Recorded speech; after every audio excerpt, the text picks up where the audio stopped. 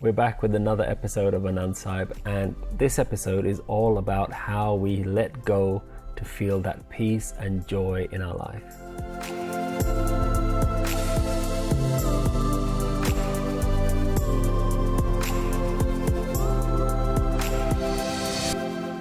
Verse 15 starts with, "As you steer, so they move. O Master, what other qualities of yours can be known? As you steer, so they move. They are placed on this path. Given grace, those joined with the name are always conscious of Hari Hari. Those to whom your speech has been spoken receive peace at the Guru's door. Says Naanak, forever Master, as it pleases, so you steer." In the last verse, we heard about the bhagats, the path that the devotees walk on, which is so different and unique. And the mistake that we make is when we hear about this, we think that this is something we need to do. This is something that we need to mold our life towards, to change, that we have the control to now walk on this path. And when we hear time and time again that this is not in our control, it feels like such a confusing message. Why are we being told this? Are we getting mixed messages? And so Guruji is going to clarify in this verse. And Guru starts by saying, "Jyon tu chalaa-ihi, tiv chalah su-aamee, hor kya jaanaa gun tayray." As you steer, so they move. O Master, what other qualities of yours can be known? Jiv tu chalaa-ihi, tivai chalah, jinaa, maarag, paavhay. As you steer, so they move. They are placed on this path. The Guru says, I may not know much, but I know that I'm not in control. What else can I say?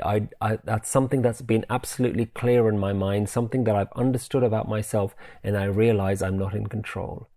And we're confronted with a really uncomfortable idea that nothing is happening due to our own free will. And again, so many times we've been brought up with our life with an absolute clarity. This is me. I am making these choices. I am making this decision. But the Guru is constantly pushing back and giving us this idea that grace is what is in control. There is a divine flow. There is a system here that is going on that is beyond your mind's ability to understand.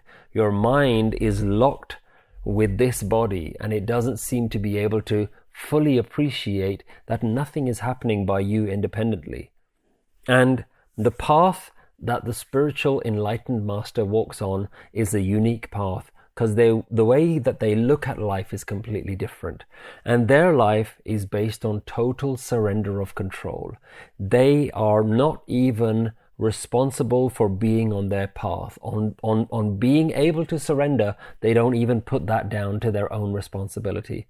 And we've seen this idea of letting go and going with the divine flow right throughout the Sikh message, the message of the Gurus. Guru Nanak Dev Ji's very first instruction in the beginning of the Guru Granth Sahib, which starts with the Japji Sahib verses, Guru Nanak's first instruction was Hukam Rajai Chalana. Walk on the path. Allow the flow of life to take the lead. So, are we being controlled? Is our life being controlled by someone else? Do we have any self-control? And when we start to think like this, one of the things that happens is straight away we fall back into the trap of duality. We think either I'm in control or someone else is in control. Either I'm driving or you're driving. And so the idea of self-control is tied into the idea of me. I am here. I am here as an independent controller. I am here as an individual. You know, when you travel on a plane, before you enter the plane, you are told by security that there are certain things that you're not allowed to take with you. There are certain items that you're not allowed to carry in your baggage. Well, this is something a little bit similar. If you're going to walk on this path, there is certain baggage that you're not allowed to take along with you, and that's the baggage of the self, the baggage of the ego. The I amness is something that can't be taken on this journey. And on this plane of life, there's no co-pilot. There's only one pilot. There's only one person that's allowed to fly this plane. And in the same way, in your life, there's only one driver. Either you're driving or you let the universe drive. There's only one driver's seat, and we need to work out who is it that has always been driving this vehicle that I call me. Who is in your driver's seat? And for most of us, we would say, I am in the driver's seat. I am the one controlling my life. There's a beautiful phrase by an enlightened master known as Ravidas, and in Guru Granth Sahib Ji, his song is written, and it says, Jab hum hote tab tu nahi, ab tu hi main nahi. When I exist, then you do not exist. Jab hum hote tab tu nahi, ab tu hi main nahi. Now you exist, I am no longer there. Anal agam jaise leher mein udat, jal keval jal mahi. The wind may rise up many waves in the ocean, but they are just water in water. So Ravidas Ji is again reminding us of this beautiful way of thinking of life. Either you are driving or the universe is driving. Which one is it? And the spiritual master has realized that there has never been a possibility of me driving. There's never been the option that I'm the one who is steering the vehicle of my own life. And so the Guru repeats in this verse, as you steer, so we move. As you make me move, so I move. As you're driving, as you make us walk, so I walk. And this doesn't mean that there's some external decision maker out there. This doesn't mean that there's somebody out there that's controlling me like a puppet on a string. It means that all the things that are happening in life, that I'm no longer to attribute them to the individual that I have called myself. I'm no longer to attribute the actions of the body and the mind to the idea of a me. And when we think about this, the worry and the concern that people have is that this is only going to lead to absolute chaos. This is going to lead to a total disregard for personal responsibility and the breakdown of society itself. But again, we are reminded that the mind is still there. The body is still there. The mind is still there to make decisions. The mind is still there to have empathy towards others. The mind is still there to care for loved ones. And the body is still there to act out all these things. The only thing that is removed is that you no longer see yourself as separate from everything else. You don't see yourself as totally independent from your surroundings. You understand that, as we saw in the last verse, that the things that happen in our life determine how we then understand ourselves and then how we respond. So we are never acting purely out of our own intuition or agency. We are acting as a direct result of our conditioning, of our programming. The way life has been to us molds us in a certain way, and then we respond. So we need to understand that even the words that we're saying is not our words. They are a reflection of the world that we have lived in. You think about this even from a simple way of looking at your accent, for example, the way that you speak. That's really nothing to do with you and totally down to the people and your environment. The accent, the words that you use, the phrases that you may say, all of these things are completely down to how you've been molded. And you think, these are my words. I speak like this. This is my choice to think like this. And your thoughts are not even yours. Your thoughts are a reflection. So when you start to relinquish this idea of this personal self and you start to understand that really you're nothing more than just a mirror. You are a reflection of the world around you. You are a reflection of all the things that have happened in your life. So the idea of the me becomes a little bit more fluid because me is now tied into you. Me is tied into my environment, is tied into the bigger picture of life. I am no longer able to call myself a purely individual, independent being. I have to be something that is a reflection of everything that has happened all around me.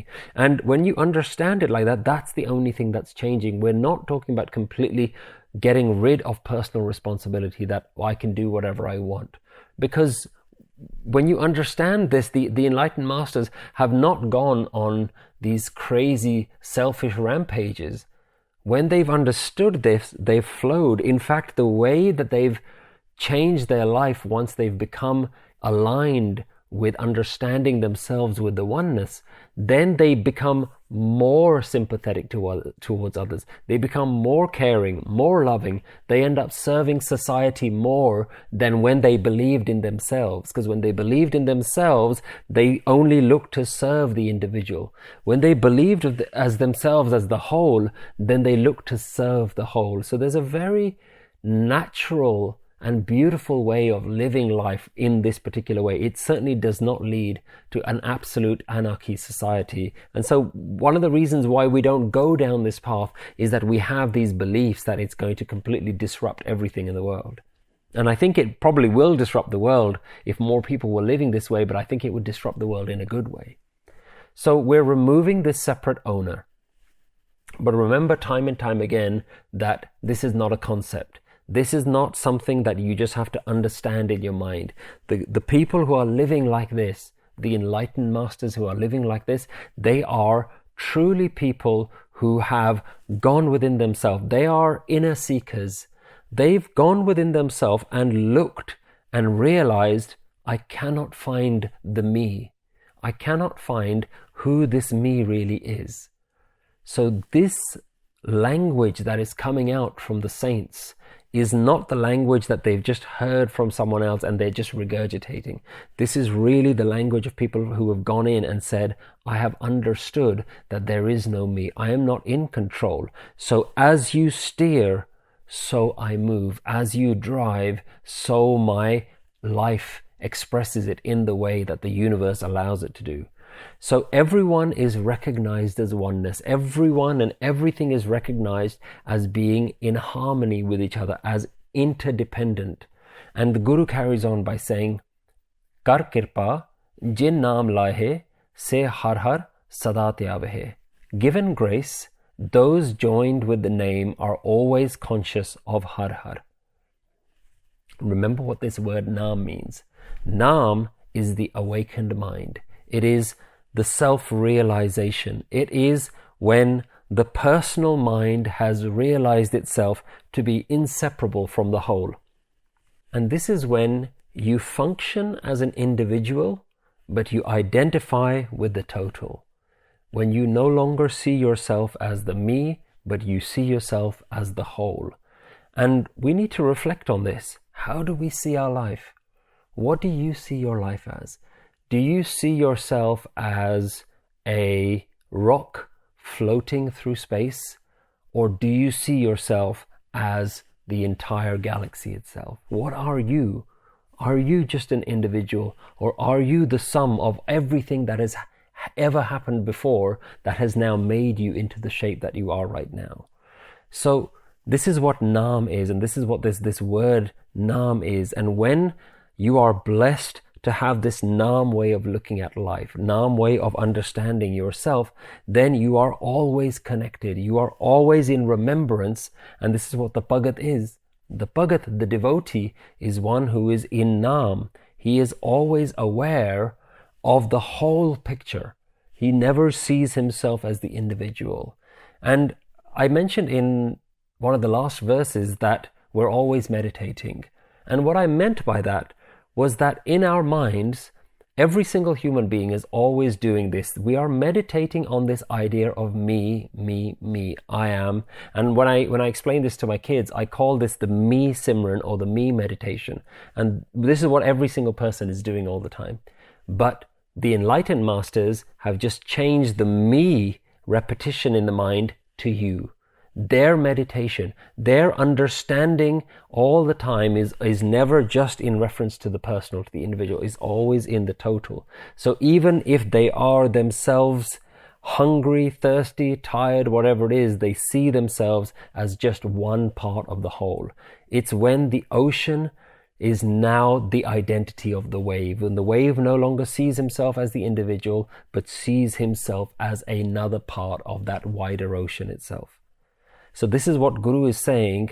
When somebody is lucky enough to be in this state of mind, they're always connected with Har, that flowering, unfolding, ever-changing, beautiful momentum of the universe itself, that flow of the universe itself. They are constantly in awareness of that. Guruji goes on to say, Jisnu kathaa sunaa-ihi aapnee, se gurdu-aarai sukh paavhay. Those to whom your speech has been spoken receive peace at the Guru's door. This is when the enlightened master begins to understand and has realized finally what is the cause of all of my suffering. What is the reason that I have been living a life of suffering? And when they've understood it, when they've transformed their lives, they're able to teach that to us. And they're saying that pain and suffering only happens to me, only happens to the owner of the problems. Remember the example of building bridges. If you are constantly building bridges to things, then you are responsible for those bridges. You are responsible for those things that you have built bridges for. You take a sense of ownership for those things. And with ownership comes the worry, which comes the problems. And you've got to get to a point where you are no longer the owner of your body. You are no longer the owner of your family or the owner of your children. You're simply a temporary caretaker, knowing full well all the time that I am not the master of this. I am not the controller of this. And this line here is saying, those who have heard this message so much that it's penetrated deep within them, they have finally found peace. They have now understood where suffering was being caused in their life, and they've had this message drummed into them so deeply that that message has cleared the blockage, cleared the barriers, cleared the causes of pain and suffering. And those who have listened to your speech, to the divine words, they receive peace at the Guru's door. And so the devotee, the bhagat, is free from the burden of free will. You are free from the responsibilities of free will. You are free from the ownership of life, from being the controller of life. And so many people will hear this wisdom. Over thousands of years, tens of thousands of years, mankind has heard this wisdom time and time again. But how rare is that person who has been able to allow this wisdom to penetrate into their mind? How many of us, when we hear this, we'll even try our best to change our life. We want to make our life this way. We want to live in this particular way. But very few people will actually be ready in a point in their life where this wisdom can penetrate so deeply into the core of their being that it begins to clear and dissolve this idea of the self, to let go of who I am. And this is known as finding peace in the Gurudwara, the Guru's door. So this word Gurudwara needs to be understood. Gurudwara here never means the Sikh temple. The Sikh temple, if for those of you who are part of the Sikh tradition, will know that the Sikh temple is called the Guru's door, the Gurudwara. But here, what we're talking about is a Gurudwara which is more closer to you, which is the gate of your own awakening. It's the gate of enlightenment. The word Guru means enlightenment, from darkness to light, and Dwara means door. So when you reach the gate of transformation, the gate of moving from your own ignorance into your own enlightenment, moving from darkness into light, when you reach that gate within yourself, and remember, what is darkness? Darkness is I am me. My I amness is the darkness. When you knock on that door of getting rid of the I amness, that is where you begin to find peace. When you open that door, that is where peace starts to enter into your life. Because remember, peace has always been within you. Amrit has always been within you. Anand has always been with you. Naam has always been with you. The Guru, this wisdom has always been with you, but we need to find a way to just open that door, the doorway to the divine. So what we're talking about when we talk about opening a door is a shift of perception.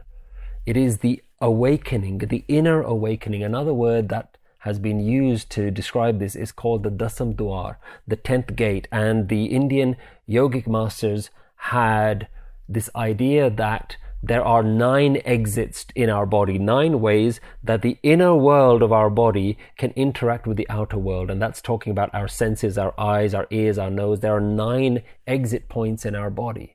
But there is also a 10th one, which is a gate towards the inner world, to open that inner door. And that 10th door is hidden. That remains closed. And you need the Guru to give you the key to open that door.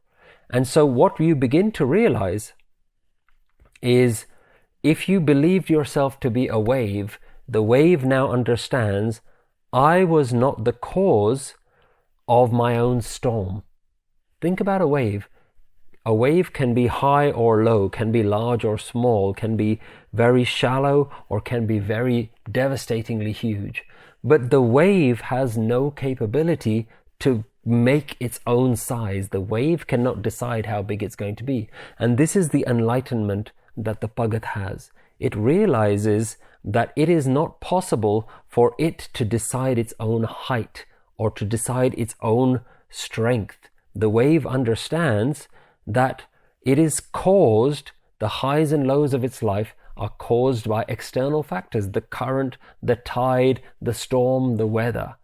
So when you realize that the highs and lows of my life are not of my own doing, but are the doings of everything that's all around me, that's where you begin to start to let go of the idea that I am the creator of everything. And when you realize I am not the creator, I'm not the doer, I'm not the one that has made my life go in ups and downs, you start to let go and you start to flow with life. You start to relax and let life do what it has always been doing. And Guruji ends this verse by saying, kahai naanak sachay saahib, jo paavhay, tivai chalaavahay. Says Nanak, forever master, as it pleases you, so you steer. Realize that everything moves according to the universal system. Let go and let it flow. This is the message of the 15th verse of Anand Sahib. Answer the following questions either by writing them down or discussing them in a group. Think of circumstances in your life that occurred outside of your control. Do you consider the idea of controlling life as a benefit or a burden? How would your life differ if you were to surrender all control? What is your understanding of the Guru's door or gurdu-aarai?